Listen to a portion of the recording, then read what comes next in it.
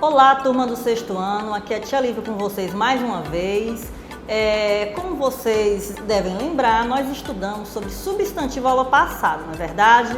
Hoje vamos dar continuidade falando sobre flexão dos substantivos. Vamos lá? O substantivo pode se flexionar em gênero, feminino, masculino, número, singular, plural e grau, aumentativo, diminutivo. Aula passada, nós falamos um pouco do substantivo e fizemos esse panorama geral, né? Hoje nós vamos se aprofundar um pouco mais aqui na flexão dos substantivos. Bom, flexão de gênero. Quanto ao gênero, os substantivos podem ser classificados em masculinos e femininos. Temos por regra que todo substantivo masculino é caracterizado pela desinência O, e o feminino pela desinência A. No entanto, nem todos os substantivos masculinos terminam em O, líder, telefonema, amor, como vocês podem observar aí, certo? Então, podemos definir o substantivo como do gênero masculino se vier anteposto pelo artigo O gato, o homem, o amor, o líder, o telefonema. O gênero feminino irá seguir o mesmo raciocínio. São substantivos femininos as palavras que têm anteposição do artigo A. Aqui temos alguns exemplos: a gata, a mulher, a pessoa, a criança. São considerados masculinos os substantivos que geralmente seguem os artigos O, os, uns. Já os femininos costumam ser precedidos do artigo a, as, umas. Há, contudo, uma distinção a ser feita entre substantivos biformes e uniformes. Tia, ainda tem esse substantivo? Tem sim, nós vamos já falar um pouco sobre ele, certo? Vamos aqui entender o que são os substantivos uniformes. Substantivos uniformes são aqueles que apresentam uma única forma, certo? Serve tanto para o masculino quanto para o feminino.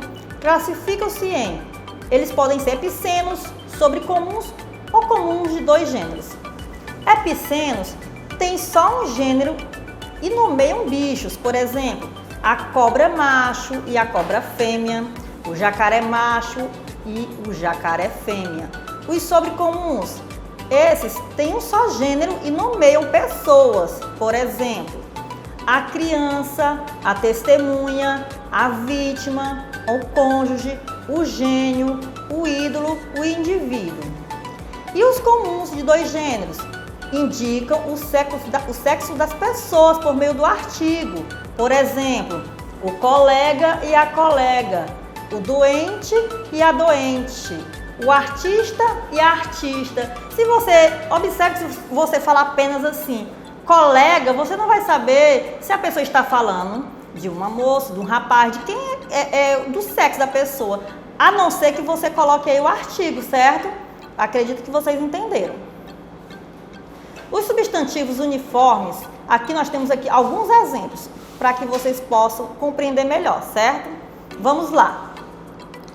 A capitalista, o capitalista, o cliente, a cliente, o agente e a agente, o colega, que eu já falei anteriormente, e a colega, a dentista, o dentista, a doente, o doente, o fã, a fã, o gerente, a gerente, a imigrante, o imigrante e a jornalista, o jornalista. Agora vamos para os substantivos biformes. Como o nome já diz, né, eles apresentam duas formas. Ao indicar nomes de seres vivos, geralmente o gênero da palavra está relacionado ao sexo do ser, havendo, portanto, duas formas, uma para o masculino e outra para o feminino. Observe esses exemplos abaixo. Gato, gata, homem, mulher, poeta, poetisa, prefeito, prefeita. Existem também a flexão de número dos substantivos, certo? O singular e o plural. Eu já falei sobre isso na aula passada também, de maneira mais superficial. Vamos agora nos aprofundar um pouco mais, tá bom? Ele é bem simples, encontra-se no singular os substantivos que indicam apenas um ser. Exemplo: casaco, cadeira, hipopótamo, gaivota, problema, amizade. Encontra-se no plural os substantivos que indicam dois ou mais seres. Exemplo: casacos, cadeiras, hipopótamos, gaivotas, problemas, amizades. Olha como é fácil. Número do substantivo. Acrescentar S à palavra no singular é a principal regra da formação do plural, certo? É bem simples, gente. Um cachorro, muitos cachorros. Uma mochila, várias mochilas. Observem que no final da palavra que está em singular foi acrescentado um S, certo? Então essa é a principal regra para a formação do plural. Os substantivos terminados em vogal, ditongo oral e N fazem o plural pelo acréscimo de S. Por exemplo, pai, pais, irmã, irmãs, hífen, hífens, sem acento no plural, certo? Com exceção para canon, que o plural é canones. O item B diz que os substantivos terminados em M fazem o plural em NS. Por exemplo, homem, homens. O item C diz: os substantivos terminados em R e Z fazem o plural pelo acréscimo de ES. Por exemplo, revólver, revólveres, raiz, raízes. Atenção, o plural de caráter é caracteres, ok? Os substantivos terminados em al, el, ol, u flexionam-se no plural, trocando-se o L por IS. Por exemplo, quintal, quintais, caracol, caracóis, hotel, hotéis. Com exceções aí são as palavras mal e males, cônsul e cônsules. Os substantivos terminados em il e l fazem o plural de duas maneiras. Quando oxítonos, em IS, por exemplo, canil, canis. Quando paroxítonas, em EIS, por exemplo, míssil, mísseis.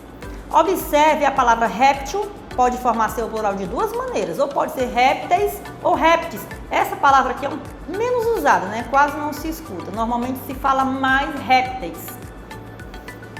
Os substantivos terminados em S fazem um plural de duas maneiras. Quando monossilábicos ou oxítonos, mediante o acréscimo de ES. Por exemplo, as, ases, retros, retroses. Quando paroxítonos ou proparoxítonos, ficam invariáveis. Por exemplo, lápis continua sendo, você apenas vai mudar aí o artigo. Passa a ser os lápis, o ônibus, os ônibus, certo? Os substantivos terminados em ão fazem plural de três maneiras. Substituindo o ão por ões, por exemplo, ação, ações.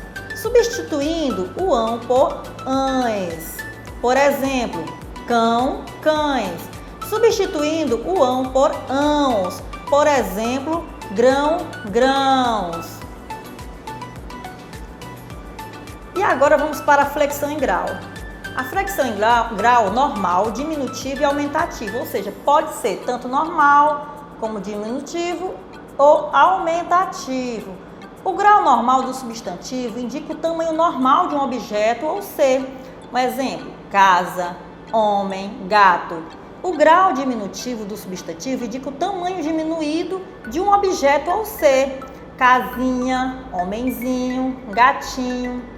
O grau aumentativo do substantivo indica o tamanho aumentado de um objeto ou ser. Casarão, homenzarrão, gatarrão, certo? Gente, essa foi a nossa aula de hoje e eu vou passar para vocês esse exercício. Vocês vão abrir aí o livro didático de vocês de língua portuguesa no módulo 2 e vão responder as atividades, né, que estão na páginas 20, 21, 22 e 24. Espero que vocês tenham gostado da aula.